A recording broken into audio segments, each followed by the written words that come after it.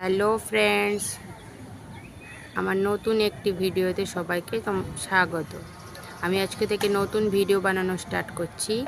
যদি আমার কোনো ভুল হয় তোমরা একটু আমাকে হেল্প করে দিও।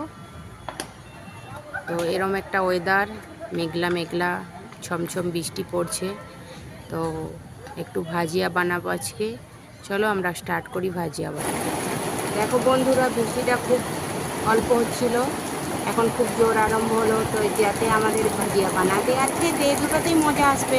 ভাজিয়া বানানোর জন্য একটা প্লেটে হিংচা, লঙ্কা আর বাঁধাকপি আর ধনিয়া পাতা একসাথে নিয়ে নিয়েছি, আর একটা বাটিতে বেসন গুলিয়ে নিয়েছি। এখন আমি স্টার্ট করব ভাজিয়া বানানো।